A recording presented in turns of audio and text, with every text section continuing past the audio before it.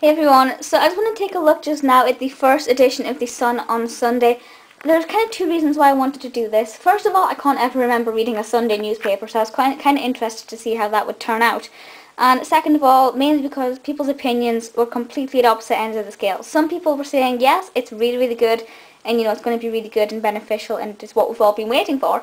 And other people are like, it's being published for all the wrong reasons, it's really not coming out at the right time, the wrong people are involved with it, we don't need it. And I'm not saying that it's being published for the right reasons. I'm not saying I condone a lot of what's being threaded through this. I'm going to sort of reserve judgment on that sense, and I'm just going to look at this purely as a newspaper and kind of forget about the background behind it. Because generally the average reader isn't going to be reading it to be caught up in what the scandals that have gone sort of on surrounding it. The average reader will be reading it just for the content.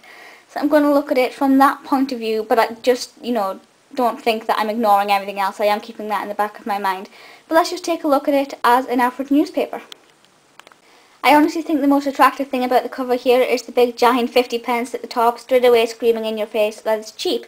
There's nothing immediately there to scream that it is the Sunday edition, apart from this teeny tiny little yellow, sort of, well, it kind of represents a semicircular sun, if you like, to indicate that it is the Sunday's one. There's nothing massively saying it's the Sun on Sunday. It's just very small and discreet, and I don't know if I like that or not. The story they've gone with for the main headline story straight away is very much for the celebrity. It's Amanda Holden's, as you can see there, exclusive with him talking about her recent trauma. Sometimes the Sun's headlines will be against the celebrity and kind of a little bit degrading.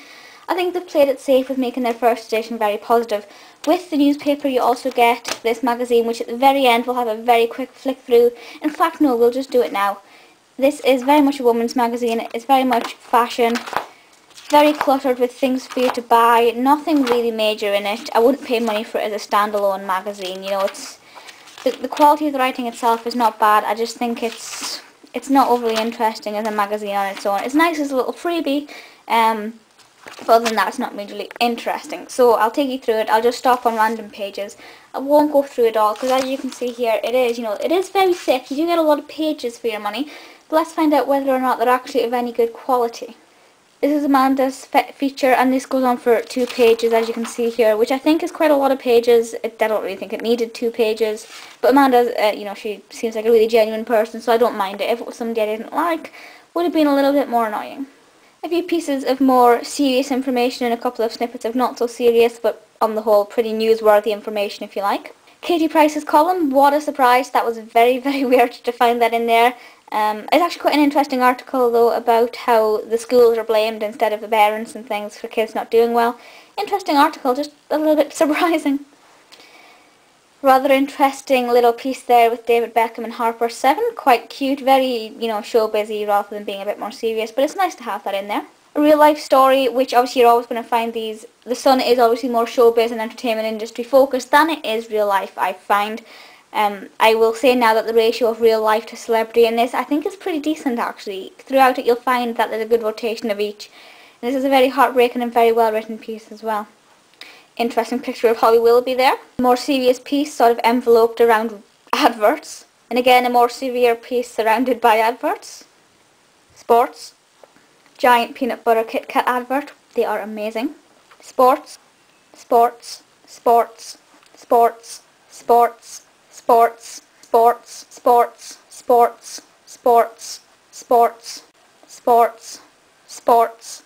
Another real life story which is actually, I loved reading it because it's so well written. It's written quite cleverly because the words don't suggest any sort of negative views on this person. This is a 15-year-old girl who claims to be the most spoiled person in Britain.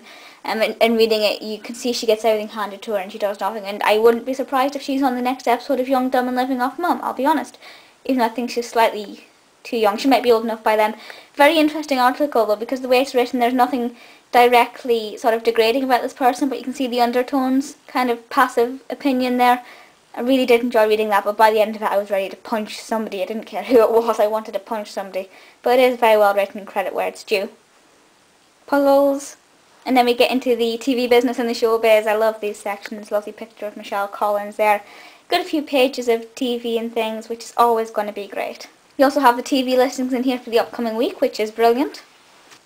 Sport, sport, sport, sport.